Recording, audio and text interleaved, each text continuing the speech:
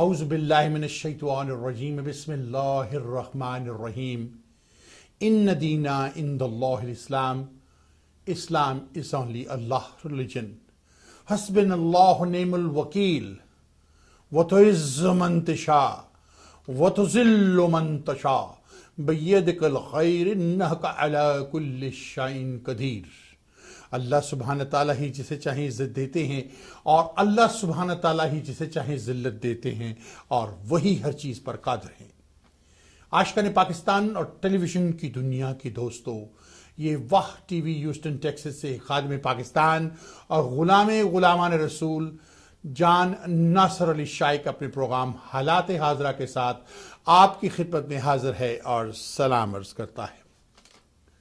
नाजरीन, हमारे पिछले प्रोग्रामों को पसंद करने का बहुत बहुत शुक्रिया। ख़ास तौर पर जो हमने अफगानिस्तान के बारे में प्रोग्राम किया, जो हमने भारत के बारे में प्रोग्राम किया, लेकिन मेरे आज का प्रोग्राम आंखें खोल देने वाला प्रोग्राम है। इसके बारे में सोचिए, इसके बारे में बैठ के बातें कीजिए, घर में बच्चों को समझाइए, खतूत लिखिए कांग्रेस में, प्रेसिडेंटों को दुनिया भर में यूनाइटेड नेशन में खतूत लिखिए। जो बात आज मैं करने लगा हूं 10 नुकाती प्रोग्राम है, मुख्तलिफ नुकात पे मैं आज बात करूंगा, 1 बाई 1 एक को खत्म करूंगा और फिर दूसरे पे बात करने जाऊंगा। मेरा पहला प्रोग्राम आज ऐसा प्रोग्राम है जिसको करते वक्त आज मैं बड़ा फख्र महसूस कर रहा हूं और मेरी गुस्से और जज्बे की इंतहा यह है कि अगर आज मेरे पास अख्तियार हो तो मैं भारत के ऊपर एटम बम फेंक दूं। जो हरकत भारत ने की है, सऊदी अरब के अंदर हमला करवा कर रॉ ने जो की और पाकिस्तान को बदनाम करने के लिए जो भारत ने गंदी खेल खेली, जो उसने बांग्लादेश में भी खेलने की कोशिश की थी कि वो पाकिस्तानी ड्राइवर था, असल में वो भारतीय निकला और उसको रॉ ने ट्रेन किया था, रॉ ने बेचा था। पूरे मुसलमान उम्मा के लिए आज ये वक्त हम पहुंचा है कि भारत के टुकड़े टुकड़े करने के लिए तैयार हो जाओ। मेरा पहला नुक्ता। दूसरा, जॉन मकेन पाकिस्तान क्यों आए, किस यात्रा पे थे, क्या चाहते थे। तीसरा, आसिफ अली की जरदारी की सियासत फेल हो चुकी है और नवाज शरीफ एनआरओ चाहते हैं कि मेरा नाम निकाल दो, मैं रिजाइन कर दूंगा, लेकिन मॉडल टाउन के कत्ल की एफआईआर में मेरा नाम ना हो। उसके बाद भारत की मकारी के बारे में मैंने आपको बता दिया, बांग्लादेश के बारे में मैंने आपको बता दिया। 500 पाकिस्तानी सऊदी अरब के कैंपों में कुत्ते बिल्ली की जिंदगी गुजार रहे हैं, 4 उनमें से इस दुनिया से रुखसत हो चुके हैं। जिम्मेदार कौन है? कौन है जो सऊदी अरब की हुकूमत से उसका हिसाब ले? इस पर भी बात होगी। नाजरीन, उसके बाद जरदारी लंदन मुलाकात, सारी फैमिली, शरीफ फैमिली लंदन में, जरदारी का बेटा भी लंदन में। जरदारी ने अपने बेटी की बलि चढ़ा दी सियासत में अपनी कुर्सी को बचाने के लिए। इसके बाद मैं आपको बताऊंगा कि कराची में जितना असला पकड़ा गया है उसमें एक सियासी जमात, जिसको मैं दहशतगर्द जमात कहता आया हूं और हमेशा कहता हूं कि इसको बैन कर दिया जाए, उनके लोगों को पकड़ा गया। 49 दहशतगर्दों को गिरफ्तार किया। खामोशी क्यों? Last but the least, Raheel Sharif साहब के बारे में कहा गया कि यही दहशतगर्दी को रोकेंगे। सारी सियासतें मक्कारों और लूमड़ों की सारी चालें खता हो गई और जॉन मकेन यात्रा का लुब्बे लबाब यह निकला कि रहील शरीफ साहब को एक्सटेंशन दी जाए। हमें कह रहे हैं कि हम अपने सिपा सलार को एक्सटेंशन दें। ये उस सारी यात्रा का लुब्बे लबाब निकला। असल में यह यात्रा इसलिए करवाई गई थी कि फौज को बदनाम किया जाए। इस पर गुफ्तगू होगी। लीजिए पहला नुक्ता। पहले भारत की एक और नाकाम कोशिश। नाजरीन, 1947 में जब पाकिस्तान आजाद हुआ, मैं हजारों बात आपको बता चुका हूं कि कायदे आजम की कुछ बेवकूफ़ाना अहमकाना हरकत की वजह से या गलतियों की वजह से, मेरे बाबा कौम है, मैं उनके बारे में कोई ऐसी बात करनी पसंद नहीं करता कि फिर भी वो मेरे बाबा कौम है, हालांकि उनकी वजह से पाकिस्तान को बेइंतहा नुकसान पहुंचा।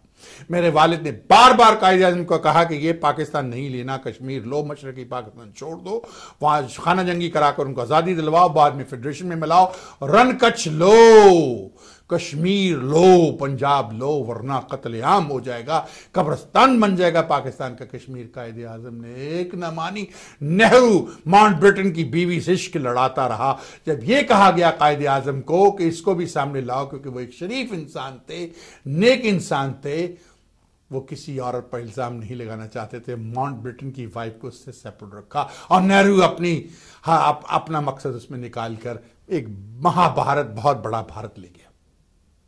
अब भारत ने कभी पाकिस्तान को एक आजाद ममलकत नहीं माना, कभी पाकिस्तान को।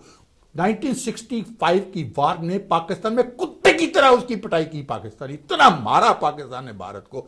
मेरे अपने चचा ब्रिगेडियर शामी ने खेमकरन छीना उनसे, भारत के अंदर घुस गए, कश्मीर के अंदर घुस गए। चवंडे की लड़ाई दुनिया की हिस्टोरिकल लड़ाई थी। पाकिस्तान के फौजी टैंकों के नीचे लेट गए और उन्होंने भारत के टैंक उड़ा दिए। दूसरी जंग अजीम के बाद सबसे बड़ी टैंक की जंग चवंडा के महाज पर, जो तारीख गवाह है कि पाकिस्तान ने भारत की टचकी उड़ा दी, इनसे पीछे से धोती उड़ा के नीचे मोमबत्ती लगा के आग लगा दी इनको। आप ये सब जानते हैं। भारत के ये पीछे से धोती बांधने वाले क्या कामेंट लिखते हैं, मैं थूकता नहीं इनको। जब ये कामेंट लिखते हैं तो मुझे जो उसमें नशा आता है, जो सरूर आता है, आई गट टू देयर धोती।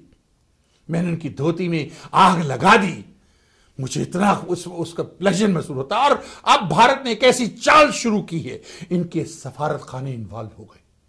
अमेरिका में, मुख्तलिफ ममालिक में कारोबारों को, मीडिया के लोगों को घेरने लगे कि पैसा खर्च कर रहे हैं। रॉ के साथ इनकी मीटिंग्स हुई हैं, यहां से, ह्यूस्टन से, मुख्तलिफ जगहों से, अमेरिका से, बरतानिया से, मुख्तलिफ कोनों से अखबारी नुमाइंदे, मीडिया, जालसाज मीडिया वाले, जालसाल टीवी वाले, सारे मुख्तलिफ लोग वहां गए। भारत में RSS से मिले, बीजेपी से मिले, और एक एजेंडा इनका भारतीय एजेंडा कि किस तरह से हम पाकिस्तानियों को और मुसलमानों को साथ बुलाओ, एशियन गेम खेलो अमेरिका के अंदर, इस फॉर साउथ एशियन कम्युनिटी, हम इस कम्युनिटी को मजबूत करना चाहते हैं और इस तरह से अपना एजेंडा धकेलो। भारत ने बेपनाह पैसा खर्च किया, बेपनाह सफारतकारी में पाकिस्तान को नुकसान पहुंचाया। पहली मर्तबा नाजरीन, पहली मर्तबा पाकिस्तान के चंद लोगों ने बेहतरीन सफारतकारी से काम लिया और भारत को न्यूक्लियर क्लब का मेंबर नहीं बनने दिया। कुत्ते की तरह उनकी पिटाई हो गई। अमेरिका ने उनको सपोर्ट किया। अमेरिका को तो सपोर्ट करना ही था। पाकिस्तान ने अमेरिका को ना जो कर दी हुई है। पाकिस्तान हट गया अमेरिका से और हर बात पे अमेरिका को ना कर रहे। देखे, जान मकीब नाकाम होकर पाकिस्तान से आ गया। इसमें भारतीय कुत्ते कुछ ये कहेंगे, ओह इतनी जरूरत पाकिस्तान की। मुझे लिखते हैं, मेरे नीचे कमेंट देख लिए कैसे कैसे कमेंट लिखते हैं, और उससे जो मुझे मजा आता है इनके कमेंट पढ़ने के बाद, जो मुझे मजा आता है कि इनकी धोती को जो मैंने सुलगाया है उसकी आग की तपश मुझे महसूस होती है। हाँ, लग गई ना धोती में आग, लगा दी एक ही बंदे ने आग। मैं तो एक आदमी हूं, मैंने एक ने आग लगा दी, वहां तो 19 करोड़ आग लगाने के लिए तैयार बैठे। तुम अपनी धोतियां संभालो। खैर बहरहाल वो बातें तो फिर होती रहेंगी, किसी दूसरी तरफ चली जाती है। इश्यूज पे आते हैं। भारत ने कभी पाकिस्तान को एक्सेप्ट नहीं किया। कायदे आजम की गलतियां थी, जो भी वजूहात थी वो हो गई, मुल्क आज़ाद हो गया। 65 की वार के बाद इन्होंने प्लानिंग शुरू की कि किस तरह मशरकी पाकिस्तान को पाकिस्तान से अलग किया जाए।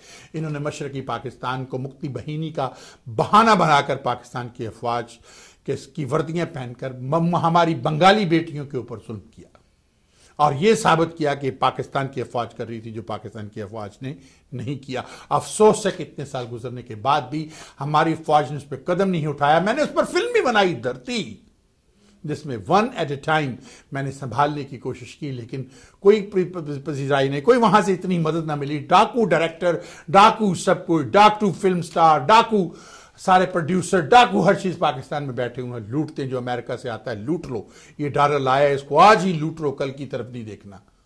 अगर वो ना हरकत की जाती तो मैं भारत की वहां से धोती जला देता। जो मेरी कलम को, जो मेरी कलम लिखती है, आप जानते हैं रियाज शाहद ने जब मेरे हाथ में कलम पकड़ाई थी तो कहा था बेटा इससे इंसाफ करना। जो मैं लिखता हूं आप जानते हैं, जो मैं बोलता हूं आप जानते हैं कि मैं हिला देता हूं दुनिया को। ये खुदा ने दी हुई, खुदा की दी हुई ताकत है मुझे, जो मेरे रब्बुल इज्जत ने मुझे दी।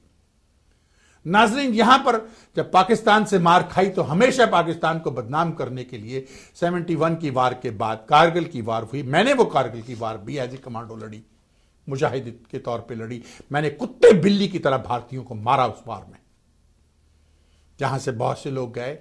यहां पर हमारे एक साहब हैं, वो एक सिविक एसोसिएशन में है, उन्होंने मुझे एक पाकिस्तानी कम्युनिटी में लिखा, तुम वहां कहां, तुम तो अमेरिका में, बेवकूफ, यहां से अमेरिका से पाकिस्तान नहीं जा सकता आदमी।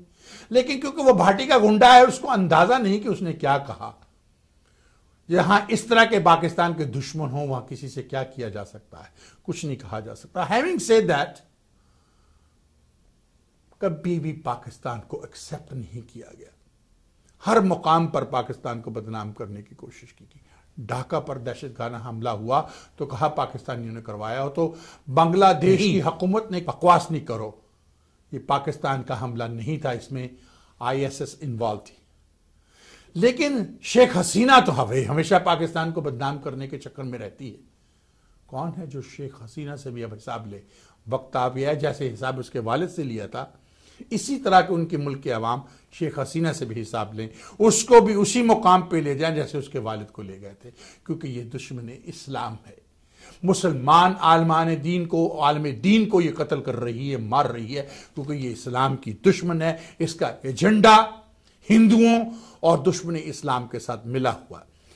वो कामयाब नहीं हुई। मशरकी पाकिस्तान ने कह दिया कि बांग्लादेश, जिसको मैं आज भी मशरकी पाकिस्तान मानता हूं, क्योंकि मैं नहीं मानता कि बांग्लादेश आज़ाद हुआ, क्योंकि भारत की मक्कारी थी। और फिर आपने उनके चाय बेचने वाले वो टी हॉकर के मुंह से भी सुन लिया कि उसने कहा मुक्ति बहीनी तो बहाना था, हमारी फौजों ने सब कुछ किया। अगर ये बात सच है तो फिर हमें मशरकी पाकिस्तान वापस किया जाए। क्यों हुकूमत पाकिस्तान इस पर नहीं बोलती?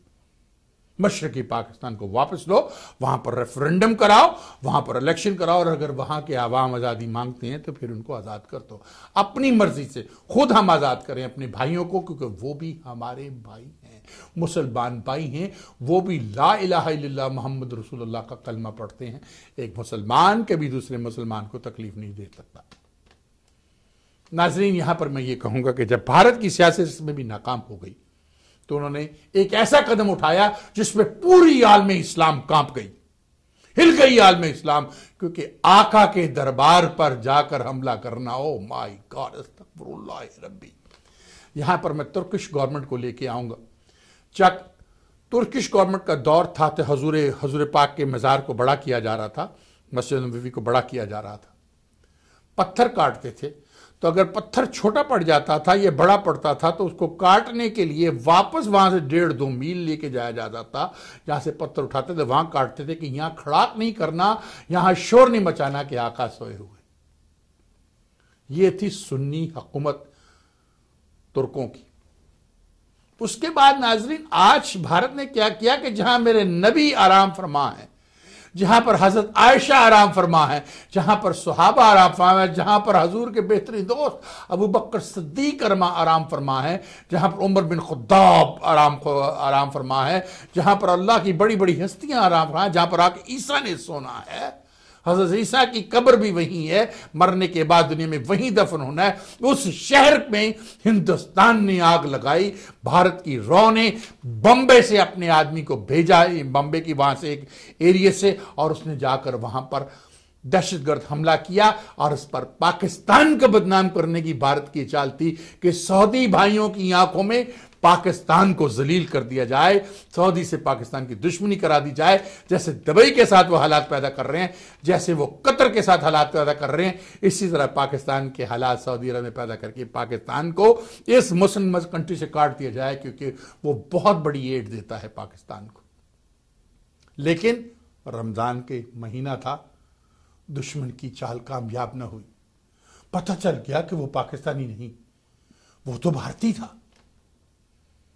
नाजरीन, कुछ लोग ये भी कहते रहे कि पाकिस्तान में चला के कह रहे कि बहुत से अफगानियों ने पाकिस्तान के पासपोर्ट ले लिए हैं हमारे गद्दारों की वजह से, जो हुकूमत में गद्दार बैठे हुए थे, उन गद्दारों की वजह से पाकिस्तान के पासपोर्ट ले लिए। उन पासपोर्टों पर सफर करते हुए अफगानी मुख्तलिफ जराइम करते हैं और नाम पाकिस्तान का आता है। यह भी एक सोचने की बात है। सऊदी अरब ने इसकी तरदीद कर दी कि ये पाकिस्तानी नहीं, ये भारतीय। Thank you Saudi Arabia. लेकिन यहां पर मुसलमानों को एक सोचना चाहिए कि भारत क्या किया है। भारत में मुसलमानों को मिलकर भारत का टुकड़े कर देने चाहिए। इन्होंने मेरे आका के दरबार पर हमला किया है, ये खामोश रहने की बात नहीं है, ये सोचने की बात है। भारत के टुकड़े कर देने चाहिए। अब हमें नहीं छोड़ना चाहिए भारत को।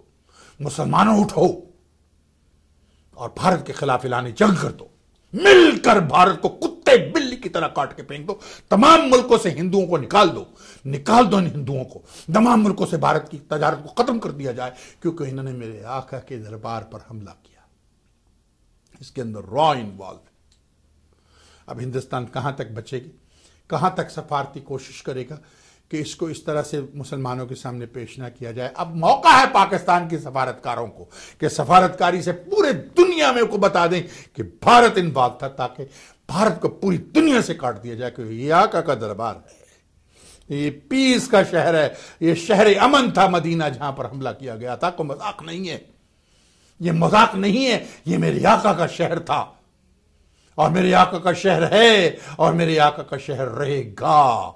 ये मदीना है, मदीना, वहां पर हमला करवाया गया मस्जिद नबवी के बाद। कोई मजाक नहीं है ये। रॉ ने समझा मैं इसमें से भी निकल जाऊंगा, ये जोक नहीं है। अब मुसलमानों को मिलकर भारत में भी अगर हम हमले कराएं तो we are justified. You cannot have a terroristic attack on Medina and get away with it. All the Muslim countries should get involved and hold accountable to India on their terrorist attack on Medina. All the Muslim nations and Muslim army and Muslim head of the state should get involved and discontinue the diplomatic relation with India and bring India down. Tell them, Azad Kashmir को, जम्मू कश्मीर को आजाद कश्मीर के हवाले करो, कश्मीरियों को आजाद करो। को जो जुल्म तशद्दुद उन्होंने किया है कश्मीर में, ईद के दिन भी हुर्रियत पसंदों को, हुर्रियत लीडर्स को गिरफ्तार करके उनके घरों में डाल दिया। वो तो ईद नमाज, ईद ईदान भी अदा करने ना जा सके। इतने ये खुद को जमहूरी मुल्क कहते हैं। अरे गाय का गोश्त तो खाने नहीं देते, गऊ माता है इनकी माता, तो हम खा नहीं सकते। कहते हैं हम किसी को, लेकिन अपनी माता को बाजारों में बेचते हैं, काट के यूरोप में बेचते हैं। हमारी मां खाओ, हमारी गौ माता खाओ। पूरी दुनिया में सबसे बड़ा एक्सपोर्ट मीट कंट्री गाय के गोश्त का भारत है। कहते हैं गौ माता हम आपको देते हो गोरो, लेकिन हम मुसलमानों को अपनी माता नहीं खिलाएंगे।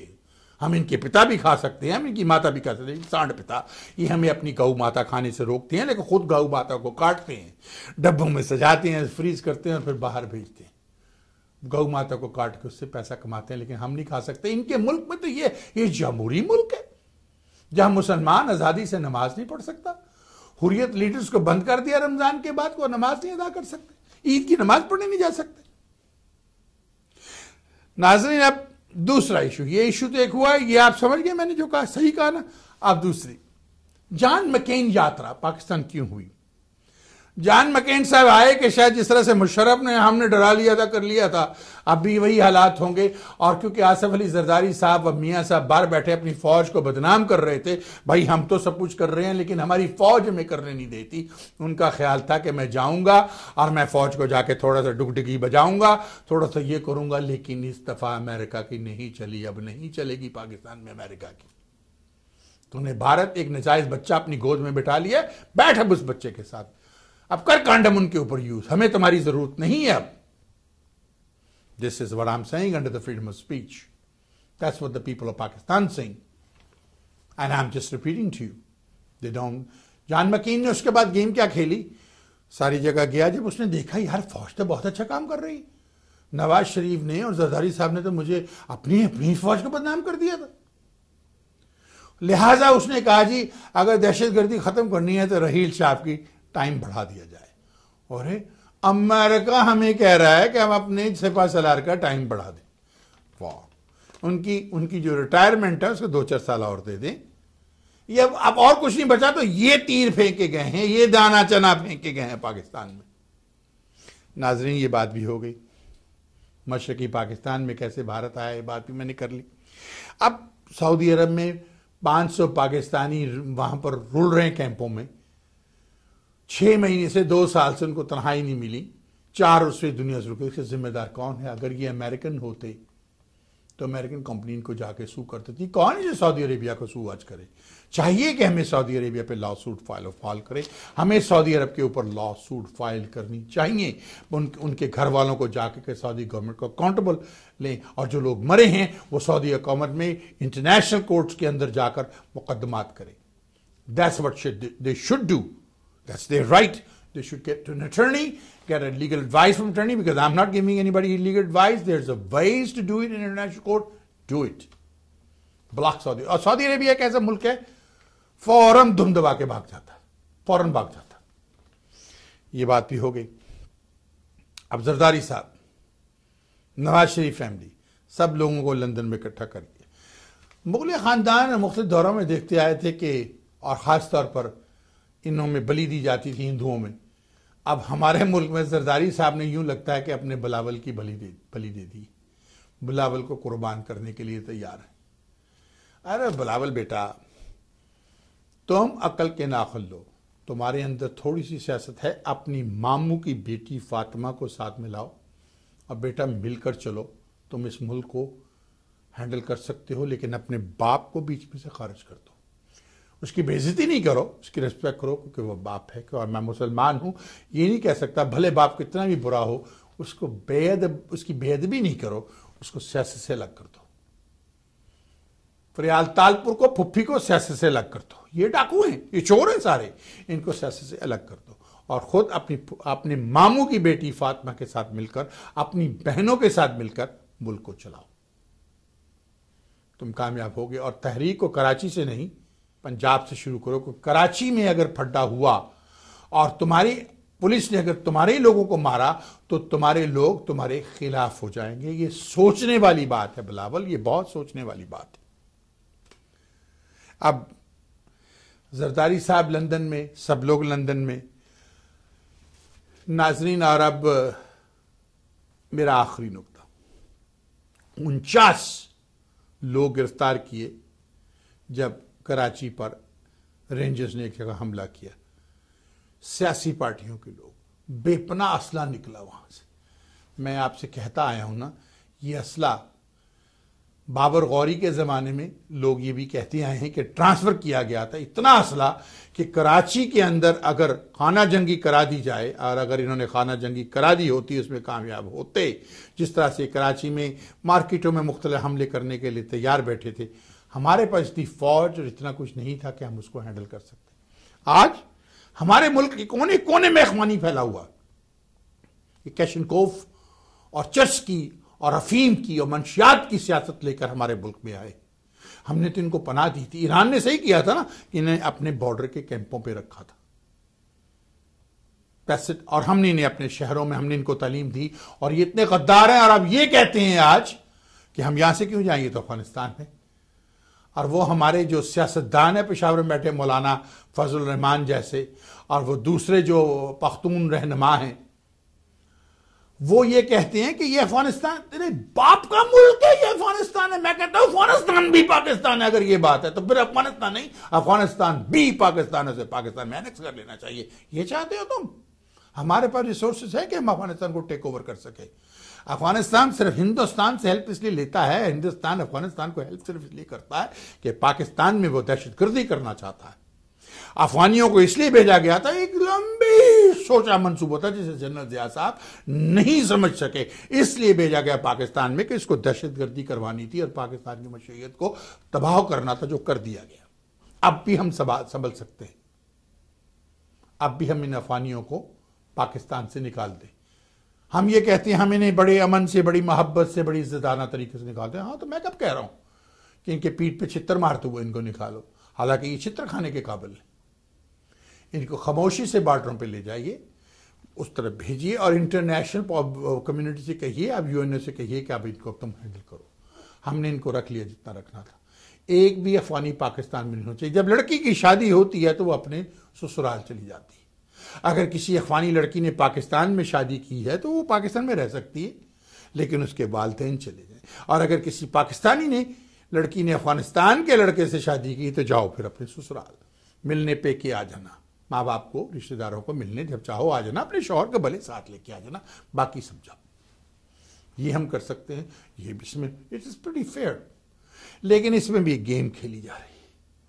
हमें मजबूर किया जा रहा है कि वो जानते हैं कि अगर हम ये करेंगे तो पाकिस्तान की मशीयत को और तबाह करेंगे। अब माओ तबाह नहीं हो सकते। नाज़रीन, यहां पर मियाँ साहब के बारे में एक बात बताऊं। मियाँ साहब इस्तीफा देने को तैयार है।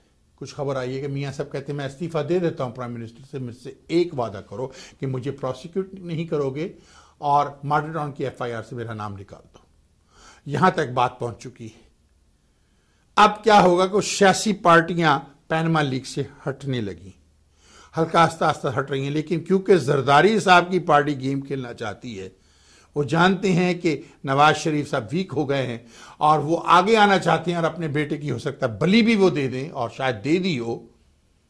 अब मियाँ साहब को क्या चाहिए कि बड़ी प्यार से सियासत खेलें, हो सकता है तो अपनी बेटी मरियम नवाज को एक्टिव करें, हालांकि उसका नाम भी पैनमा लीक में है, तो उसको क्लियर करके किसी तरह उसको MNA बनाएं, क्योंकि हमजा शहबाज और शहबाज शरीफ की फैमिली में से कोई भी आदमी प्राइम मिनिस्टर बनने के काबिल नहीं है। मरियम नवाज पॉसिबिलिटी है कि वो संभाल सके अगर पैनमा लीक से उसका नाम निकल जाए या किसी तरह से कंप्रोमाइज हो जाए या कुछ हो जाए, वो पॉसिबिलिटी है। मरियम नवाज सफदर, उस वक्त वो मरियम नवाज सफदर है जब तक वो सफदर की बीवी है, अगर सफदर की बीवी ना रही तो फिर मरियम नवाज। लेकिन अल्लाह करे कि वो हमेशा उसका घर आबाद रहे, हर बच्ची का घर आबाद रहे, अपने घर में वो खुश रहे। हम भी बेटियों के बाप हैं, आप भी बेटियों के माँ बाप हैं, हर एक शख्स की बच्ची अपने घर में आबाद और खुश रहे। हैविंग सेड दैट, सियासत बहुत डिफरेंट गेम है। मियाँ साहब अजीब गरीब सियासत खेल रहे हैं। अब डॉक्टर साहब ताहरुल कादरी साहब क्या खेल खेलेंगे, वो क्या करेंगे? मुझे तो यूं लगता है कि इमरान खान अलोन सड़कों पर आएगा, आवाम को लेकर आएगा सड़कों पर, उसका साथ देने वाला कोई नहीं होगा। नाजरीन, यहां पर जो भारत ने ये गेम खेली है, एक मशरकी पाकिस्तान, एक ये अफगानियों की, कि ये अफगानिस्तान में है, पाकिस्तान जो है ये अफगानिस्तान का हिस्सा है, ये एरिया ये अपने ही मुल्क में पेशावर अफगानिस्तान है।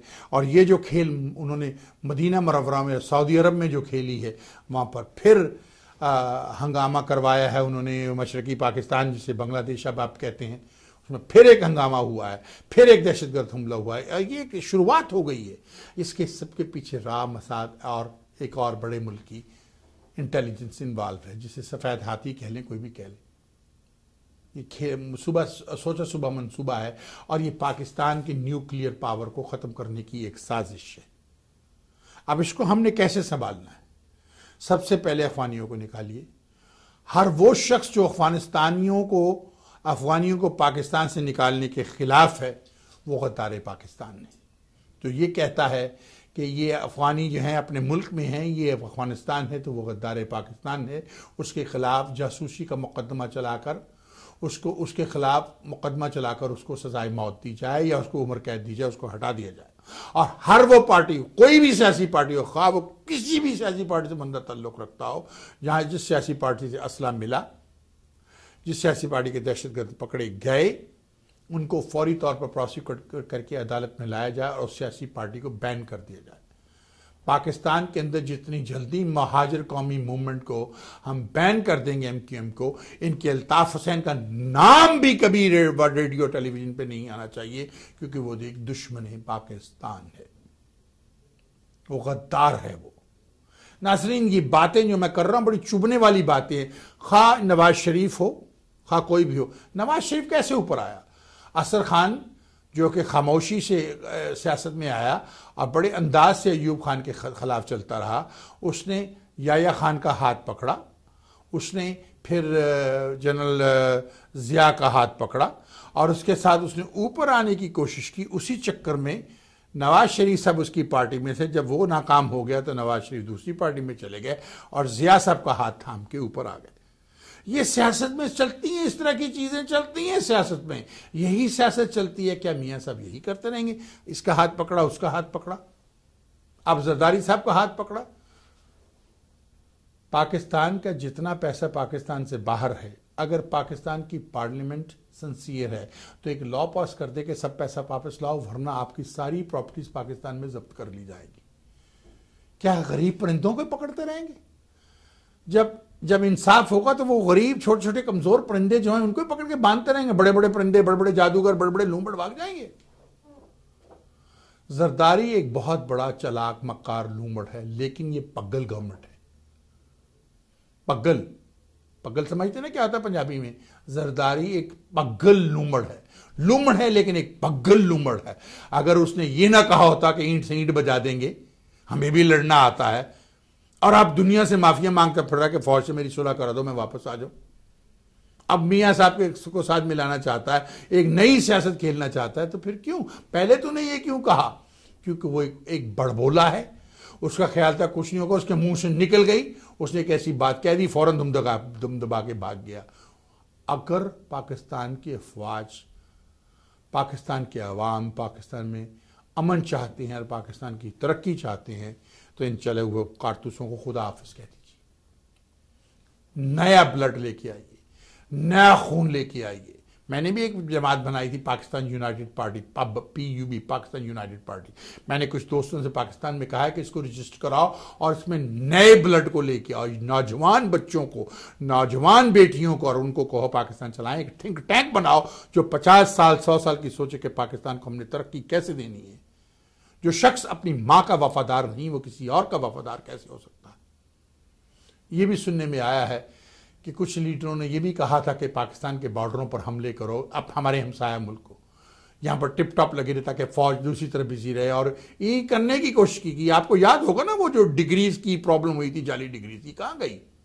आपको याद होगा ना वो शख्स जो कराची इस्लामाबाद में मियाँ बीवी 4-5 घंटों में पूरे इस्लामाबाद के अमन को तबाह रखा था, बंदूक लिए घूम रहा था, कहाँ गया वो?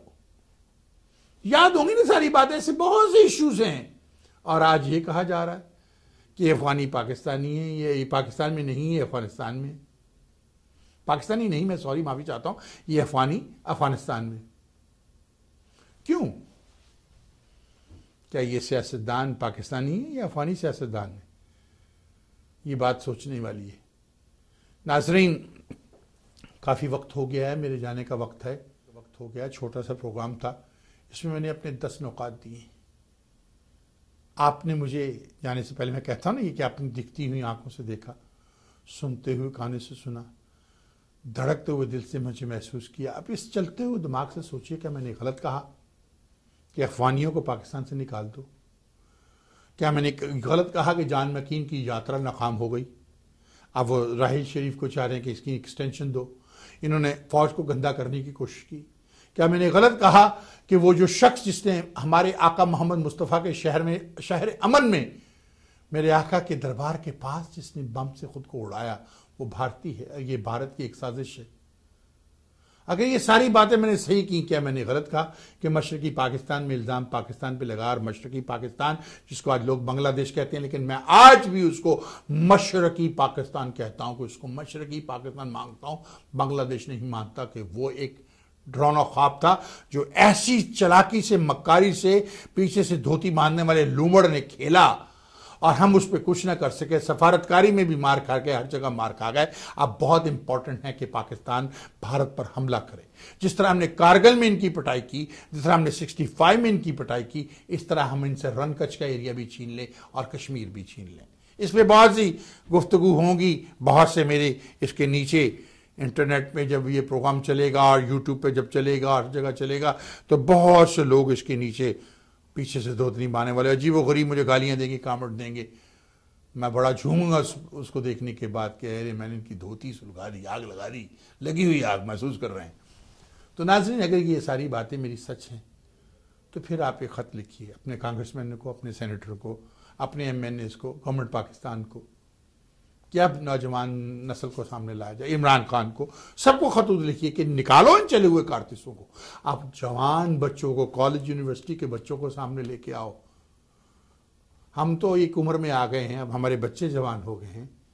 अब इन बच्चों को हुकूमत में लाओ, इनको हुकूमत करने दो, इनको पाकिस्तान चलाने दो। इनका भी उतना ही मुल्क है जितना हमारा है। इनको हमसे कहीं ज्यादा दर्द होगा पाकिस्तान का। इनकी सोच नहीं है, हमारी सोच पुरानी हो चुकी है। मियाँ नवाज शरीफ साहब को सेपरेट कीजिए, नए बच्चों को लाइए, उनकी बेटी को ले आइए, मुझे कोई इतराज नहीं। उनके बेटे अगर आना चाहते हैं, जो आ नहीं सकते, वो कारोबार में मशगूल है, क्योंकि वो मिलियंस बनाना चाहते हैं, बिगड़ गए हैं पैसे बना बनाकर, उन्हें सिर्फ दौलत नजर आती है और कुछ नजर नहीं आता। मियाँ साहब को भी यूँ लगता है कि वो अगर पाकिस्तान में आएंगे तो आप अपनी दौलत कमाने के पीछे लगेंगे, क्योंकि अब वो इस्तीफा देने को तैयार बैठे। मेरा नाम निकाल दो, मैं इस्तीफा दे देता हूँ। वो तो ये भी सुना, कह रहे थे कि मेरा भाई रिजाइन कर देता है, लेकिन इसे हमें मॉडल टाउन के चक्कर से बचाओ। कैसे बचाया जा सकता है जब आप कत्लेआम करते हैं? कैसे बचाया जा सकता है आपको जब आपके दोस्त मेरे आका के शहर अमन मदीना पर हमला करते हैं? कैसे हम मुसलमान खामोश बैठ जाएं? देखिए, पूरी मुस्लिम उम्मा के हेड्स को लेटर लिखिए कि हिंदुस्तान के खिलाफ मिलकर कदम उठाए। ईरान की गवर्नमेंट के लिखी है, सऊदी अरब, दुबई, इंडोनेशिया, सोमालिया, तमाम मुस्लिम ममालिक। अगर मुस्लिम ममालिक एड्रेसेस आपको चाहिए, हेड ऑफ स्टेट चाहिए, तो मुझे कॉल कीजिए वाह टीवी पर 832-741-0564। मैं आपको एड्रेसेस और नाम दूंगा। एक खतूत लिखिए इनको कि अब वक्त आ गया है कि भारत के साथ सफारती ताल्लुकात मनसूख कर दिए जाएं। भारत को इसका होल्ड के यूनाइटेड नेशन में ये मसला लाया जाए। Bharat should be responsible attacking on terroristic attack on Saudi Arabia, क्योंकि दिल्ली के हमले में हमें कैसे बदनाम किया, सॉरी माफी चाहता हूं, बंबई के हमले में हमें कैसे बदनाम किया गया। वो तो बंबई का मामूली सा हमला था, ये तो मदीना पे हमला है। मेरे आका के दरबार के बाहर ये मजाक नहीं है मुसलमानों, इसको सीरियसली लो। मजाक में कपड़े झाड़ के छोड़ दो, जी रहने दो, नहीं, इस पे हम खामोशी से नहीं बैठ सकते। इस पर हम बोलेंगे बोलेंगे और एक्शन लेंगे और पीछे से धोती सुलगा देंगे इनकी। सोचिए मैंने क्या कहा। मैं एक मुसलमान हूं, मैंने कब्र में जाना है। अभी रमज़ान का महीना ख़त्म हुआ है। मैंने पूरी रात इबादत करता था और खुदा से इस्लामी ममालिक और मुसलमानों के लिए रहम की और अपने लिए रहम की अपील करता था। मैं जानता हूं कि मेरे रब मेरी सुनते ज़रूर हैं। उन्होंने मुझे नवाज रखा है इस दुनिया में, बहुत नवाजा है मेरे मौला में, मैं उसका शुक्रगुजार हूं। अल्लाह हर मुसलमान के रिज़्क़ में बरकत डाले। दुआ कीजिए हर नमाज के बाद। अल्लाह हर एक की बच्ची को उनके घरों में खुश रखे, हमारे बच्चों को इस्लाम पर रखे। कोशिश कीजिए और आप भी अपने बच्चों को टाइम देने की कोशिश कीजिए और अपने बच्चों से मिलकर, खुद मिलकर एक खतूत तमाम मुस्लिम उम्मा को लिखिए कि वक्त आ गया है कि भारत से हटें। इसकी इंक्वायरी इंटरनेशनल की जाए कि भारत की राह इसके अंदर इन्वॉल्व थी और कैसे थी। अब आगे आगे देखते हैं क्या होता है। पहले अफगान मशरकी पाकिस्तान, बांग्लादेश में पाकिस्तान को बदनाम करने की कोशिश की गई कि पाकिस्तान का, जब वहाँ नहीं चला तो फिर सऊदी अरब में हमला करवा के ये कहा गया कि ये पाकिस्तानी ड्राइवर था और निकला वो भारतीय।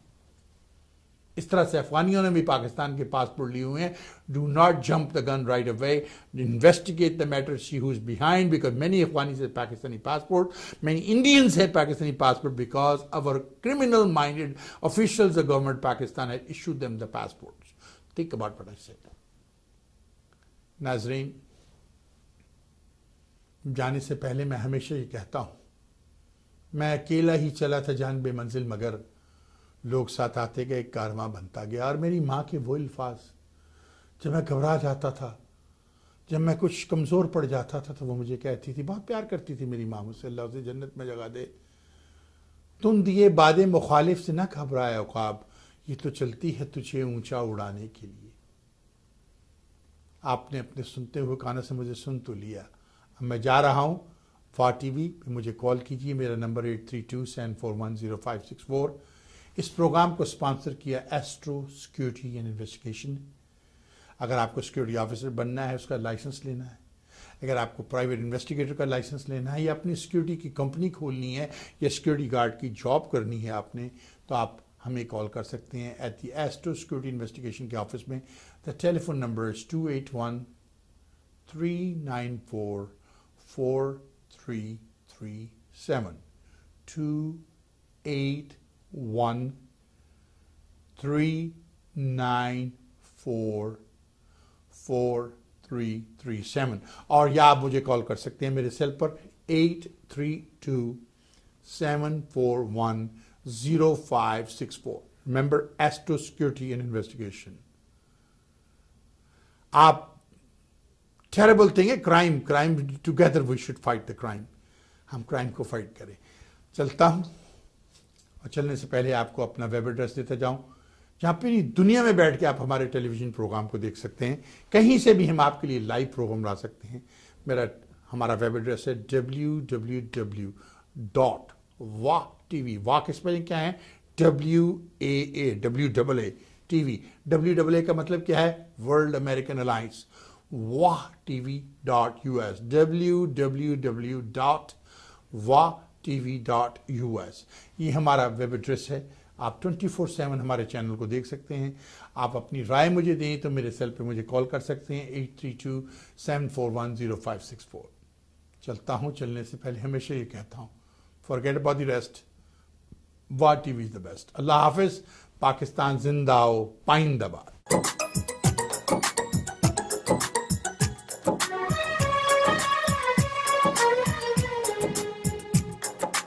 इन लोगों को समझ नहीं पाओगे दिल पर जानी, गाय जिनकी अम्मा है और भैंस है जिनकी नानी।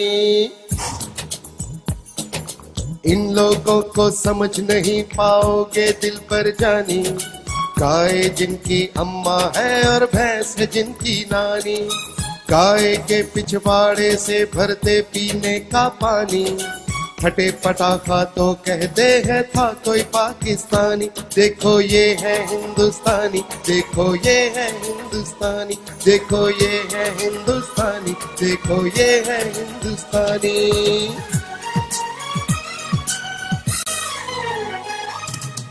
लेते हैं पंगे बनते हैं खिलाड़ी, पंचर करवा लेंगे अपनी गाड़ी। लेते हैं पंगे बनते हैं खिलाड़ी, पंचर करवा लेंगे अपनी गाड़ी। इन्हें मार चाहिए ये है ऐसे ही, जूते खाएंगे ये फिर वैसे ही। चुपके बैठो खाओ दही और कर लो भोजन पानी, तुमको पता नहीं है कैसी कौम है पाकिस्तानी। घुस के हमने मारा था ना भूलो बात पुरानी, फिर से हम दोहराना दे वो गुजरी हुई कहानी।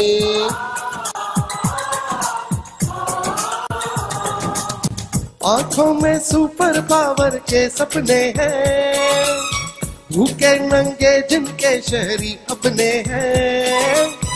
आंखों में सुपर पावर के सपने हैं, भूखे नंगे जिनके शहरी अपने हैं। चाय वाला कुछ बदला तो नहीं है, मोदी पागल ये समझा तो नहीं है।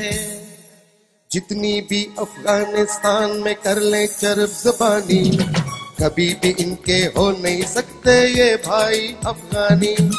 इनको डबोएगा एक दिन गंगा मैया का पानी, मिल जाएगी मिट्टी में इंडिया की राम कहानी। देखो ये है हिंदुस्तानी, देखो ये है हिंदुस्तानी, देखो ये है हिंदुस्तानी, देखो ये है हिंदुस्तानी।